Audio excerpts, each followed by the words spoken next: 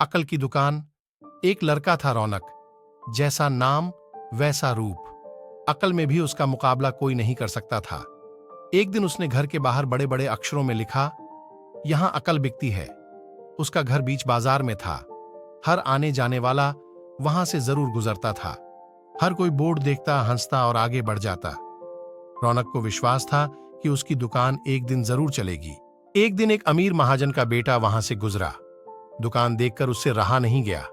उसने अंदर जाकर रौनक से पूछा, यहां कैसी अक्ल मिलती है और उसकी कीमत क्या है? उसने कहा, यह इस बात पर निर्भर करता है कि तुम इस पर कितना पैसा खर्च कर सकते हो। गंपू ने जेब से 1 रुपया निकालकर पूछा, इस रुपए के बदले कौन सी अक्ल मिलेगी और कितनी? भाई, 1 रुपए की अक्ल से तुम 1 लाख रुपया बचा सकते हो। गंपू ने 1 रुपया दे दिया। बदले में रौनक ने एक कागज पर लिख कर दिया, जहां 2 आदमी लड़ झगड़ रहे हों वहां खड़े रहना बेवकूफी है। गंपू घर पहुंचा और उसने अपने पिता को कागज दिखाया। कंजूस पिता ने कागज पढ़ा तो वह गुस्से से आग बबूला हो गया। गंपू को कोसते हुए वह पहुंचा अकल की दुकान। कागज की पर्ची रौनक के सामने फेंकते हुए चिल्लाया, वह रुपया लौटा दो जो मेरे बेटे ने तुम्हें दिया था। रौनक ने कहा, ठीक है, लौटा देता हूं, लेकिन शर्त यह है कि तुम्हारा बेटा मेरी सलाह पर कभी अमल नहीं करेगा। कंजूस महाजन के वादा करने पर रौनक ने रुपया वापस कर दिया। उस नगर के राजा की 2 रानियां थीं। एक दिन राजा अपनी रानियों के साथ जौहरी बाजार से गुजरा। दोनों रानियों को हीरों का एक हार पसंद आ गया। दोनों ने सोचा, महल पहुंचकर अपनी दासी को भेजकर हार मंगवा लेंगी। संयोग से दोनों दासियां एक ही समय पर हार लेने पहुंची। बड़ी रानी की दासी बोली, मैं बड़ी रानी की सेवा करती हूं, इसलिए हार मैं लेकर जाऊंगी। दूसरी बोली, पर राजा तो छोटी रानी को ज्यादा प्यार करते हैं, इसलिए हार पर मेरा हक है। गंपू उसी दुकान के पास खड़ा था। उसने दासियों को लड़ते हुए देखा। दोनों दासियों ने कहा, वे अपनी रानियों से शिकायत करेंगी। जब बिना फैसले के वे दोनों जा रही थीं, तब उन्होंने गंपू को देखा। वे बोली, यहां जो कुछ हुआ है तुम उसके गवाह रहना।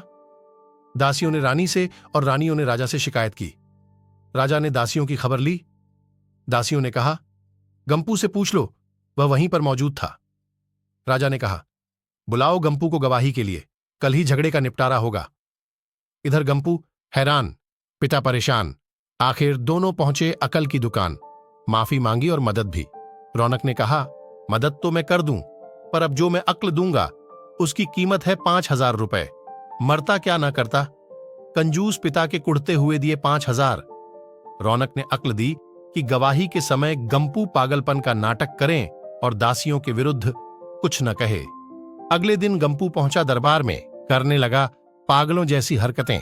राजा ने उसे वापस भेज दिया और कहा, पागल की गवाही पर भरोसा नहीं कर सकते। गवाही के अभाव में राजा ने आदेश दिया, दोनों रानी अपनी दासियों को सजा दें, क्योंकि यह पता लगाना बहुत ही मुश्किल है कि झगड़ा किसने शुरू किया। बड़ी रानी तो बड़ी खुश हुई, छोटी को बहुत गुस्सा आया। गंपू को पता चला कि छोटी रानी उससे नाराज हैं, तो वह फिर अपनी सुरक्षा के लिए परेशान हो गया। फिर पहुंचा अक्ल की दुकान। रौनक ने कहा, इस बार अक्ल की कीमत 10,000 रुपए। पैसे लेकर रौनक बोला, एक ही रास्ता है, तुम वह हार खरीदकर छोटी रानी को उपहार में दे दो। गंपू सकते में आ गया, बोला, अरे ऐसा कैसे हो सकता है, उसकी कीमत तो 1 लाख रुपए है। रौनक बोला, कहां था ना उस दिन जब तुम पहली बार आए थे कि 1 रुपए की अक्ल से तुम 1 लाख रुपए बचा सकते हो।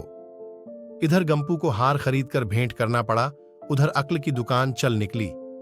कंजूस महाजन सिर पीट कर रह गया।